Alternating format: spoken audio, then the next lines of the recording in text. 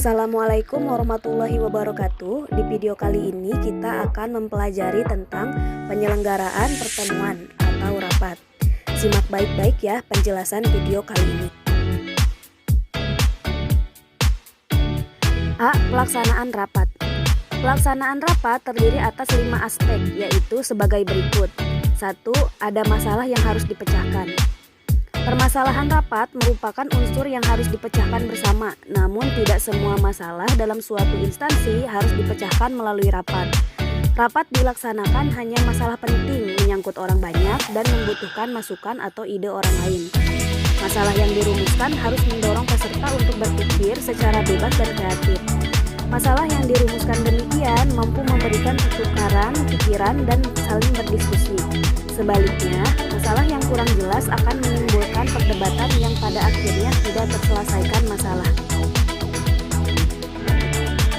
2. Partisipasi aktif peserta rapat. Peserta merupakan pihak yang menerima dan mendiskusikan masalah, memberikan sumbangan pikiran, dan terlibat dalam pemecahan masalah. Peserta yang kurang aktif dalam rapat tidak dapat memberikan kontribusi dalam menyelesaikan masalah. Sebagai penyumbang pikiran, informasi yang diberikan harus benar dan rasional. Data yang benar dan rasional akan menentukan langkah yang diambil dalam menyelesaikan masalah. Seluruh gagasan, ide, dan pendapat dari seluruh peserta perlu dipertimbangkan dan didiskusikan bersama guna menghasilkan kesimpulan. Kesimpulan tersebut merupakan kesepakatan bersama dari semua peserta rapat. Dengan demikian, kesimpulan harus diterima oleh semua peserta meskipun ada beberapa yang tidak sesuai pendapatnya.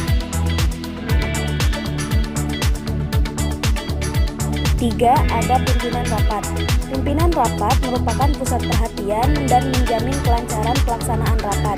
Pimpinan rapat juga penanggung jawab dan pengendali jalannya rapat agar menghasilkan keputusan sesuai tujuan rapat.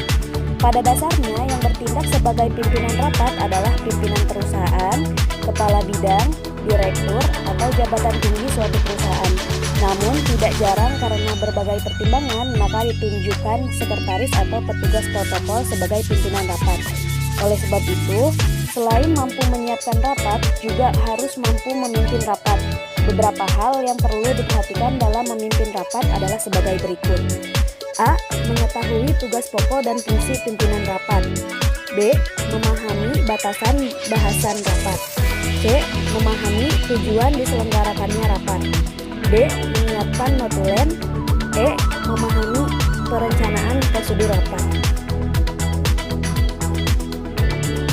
4. Ada notulis. Notulis merupakan orang yang mencatat hasil rapat.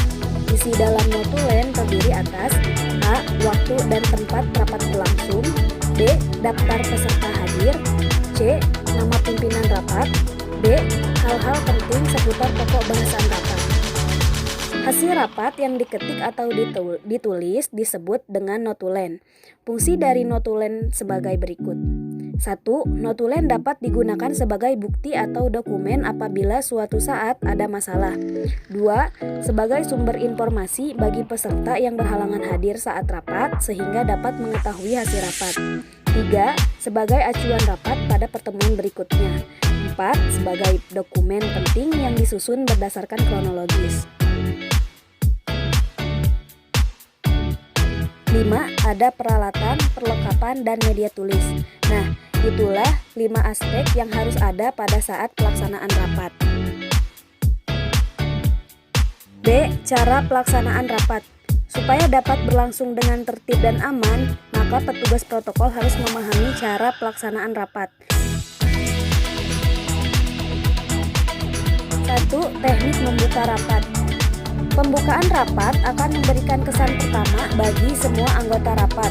Jika pembukaan kurang berkesan, anggota rapat dapat merasa bahwa rapat yang dihadiri kurang berarti. Berikut cara membuka rapat. A. Kalimat pembuka menarik atau berkesan bagi anggota rapat. B. Kalimat dapat membangkitkan motivasi anggota rapat. Oleh karenanya, kalimat pembuka harus memperhatikan latar belakang pendidikan, suasana saat rapat, dan sebagainya. C.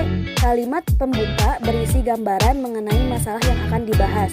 Pembicaraan ini menjadi motivasi anggota rapat untuk menyimak pembicaraan sampai akhir.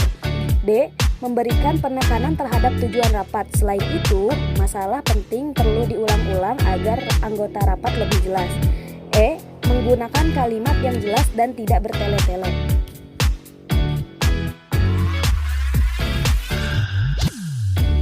2. Teknik menutup rapat. Adapun teknik menutup rapat adalah sebagai berikut. A. Menyusun kesimpulan rapat. Kesimpulan rapat dibacakan sebelum rapat berakhir, tepatnya saat penutupan. B. Kalimat penutup. Kalimat penutup harus jelas dan ringkas. Kalimat penutup berguna untuk mengunggah perhatian anggota rapat terhadap pokok bahasan. Adapun ketentuan kalimat penutup adalah sebagai berikut. 1. Kalimat yang diucapkan runtut dan menggunakan bahasa Indonesia yang baik dan benar. 2. Kalimat hanya seputar pokok masalah yang telah dibahas. 3. Mempersiapkan kalimat penutup dengan sebaik mungkin. 4. Berisi anjuran agar pendengar melakukan suatu tindakan berdasarkan hasil rapat. 5. Kalimat penutup berisi pujian kepada anggota rapat sehingga mereka merasa senang. 6. Menggunakan bahasa yang santun dan komunikatif. 3. Pengelolaan konsumsi dan akomodasi. Beberapa hal yang harus diperhatikan dalam penyelenggaraan rapat berkaitan konsumsi dan akomodasi adalah sebagai berikut. A. Konsumsi dapat diberikan dalam setiap rapat, namun menu dan jumlah sajian dapat disesuaikan dengan kondisi keuangan. B. Konsumsi dapat disajikan sebelum acara berlangsung maupun saat acara sedang berlangsung. C. Konsumsi yang dilakukan kurang dari 2 jam dapat diberikan air tawar, namun jika berlangsung seharian atau beberapa hari maka dibutuhkan makanan kecil atau kopribik dan besar. Pengelolaan tempat rapat. Pelaksanaan rapat berkaitan dengan tempat rapat. Dimanapun rapat dilaksanakan, sekretaris maupun petugas protokol memiliki tugas mengatur dan menyiapkan tempat rapat. Berikut beberapa desain tempat duduk rapat.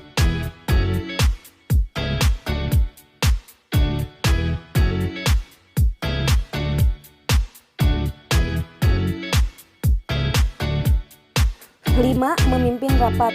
Menjadi pimpinan rapat tidaklah mudah. Hal ini karena ia harus memimpin jalannya rapat dengan efektif dan efisien. Pimpinan rapat harus bertindak adil dan bijaksana terhadap apa yang diputuskan. Pimpinan rapat juga harus dapat mendorong dan menciptakan partisipasi aktif anggota. Meski demikian, pimpinan rapat tidak boleh mendominasi pembicaraan saat rapat berlangsung. Selain itu, peserta rapat juga tidak boleh bergantung pada pimpinan rapat. Dalam hal ini, peserta juga memiliki peranan terhadap kelancaran rapat. Beberapa hal yang perlu disiapkan dalam memimpin rapat yaitu sebagai berikut. A. Memiliki pengetahuan luas berkaitan pokok permasalahan yang sedang dibahas. B.